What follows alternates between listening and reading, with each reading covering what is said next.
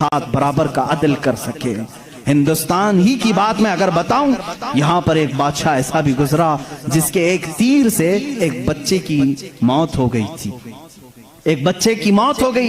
عورت جو بچے کی ماں تھی وہ مقدمہ کر دی چیف جسٹس کے پاس۔ اس وقت کے جو چیف جسٹس تھے قاضی سراج الدولہ، انہوں نے طلب کیا بادشاہ کو طلب کیا، اسی ہندوستان کی بات کر رہا ہوں۔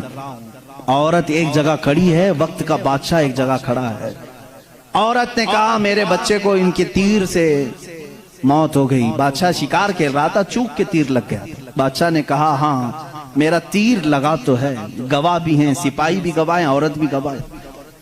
دو آپشن ہوتے ہیں موت کے بعد، کسی کا کچھ قتل ہو گیا انجانے میں، چوک کر اگر قتل ہو گیا، دو آپشن اسلام دیتا ہے۔ اس عورت کو قاضی نے کہا تیرے پاس دو آپشن ہیں، چاہے تو اپنے بچے کی موت پر دیت لے لے، کچھ پیسے لے لے بادشاہ سے اور اسے معاف کر دے، یا چاہے تو جان کے بدلے جان لے لے۔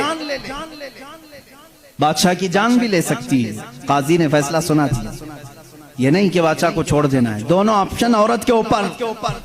وہ عورت نے جب دیکھا کہ عدل کا یہ پیکر اسلامی نظام ہے، بادشاہ کے تیر لگا ہے اور قاضی صحیح فیصلہ دے رہا ہے، اس عورت نے کہا اگر یہ قاضی آج اس طرح کا صحیح فیصلہ دے رہا ہے تو اس طرح کے بادشاہ کی وجہ سے ہی، بادشاہ ایسا ہوگا اسی لیے قاضی ایسا ہے۔ اس عورت نے کہا میں اس بادشاہ کی جان بخشتی ہوں، میرے بچے کے لیے جو دیت بنتی ہے وہ بادشاہ مجھے دے دے۔ بادشاہ نے جتنی دیت بنتی تھی اس سے زیادہ اسے دیا، اور جب یہ معاملہ ختم ہوا تو بادشاہ قاضی کے پاس آیا اور اپنا جبہ کھولا، اس میں خنجر تھا، خنجر نکالا، کہا قاضی، وہ اس وقت کے سپریم کورٹ کا چیف جسٹس تھا قاضی۔ بادشاہ کیا کہتا جانتے ہو؟ مجھے جب پتا چلا میرے اوپر مقدمہ ہے اور مجھے معلوم تھا میرے تیر سے ایک بچہ فوت ہوا ہے، میں آج کورٹ میں آ رہا تھا، میں ساتھ ہی خنجر لے کے چلا۔ قاضی نے پوچھا کیوں لے کے چلے؟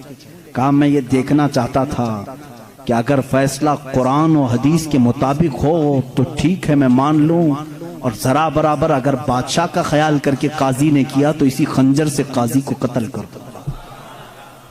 بادشاہ نے یہ کہا، قاضی مسکرایا اور اپنے گدے سے اٹھ گیا اور چادر ہٹائی، نیچے بہت بڑا کوڑا تھا۔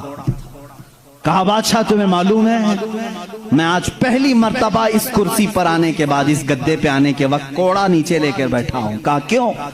کہا میں نے اسی وقت طے کر لیا کہ بادشاہ کو کٹہرے میں کھڑا کروں گا۔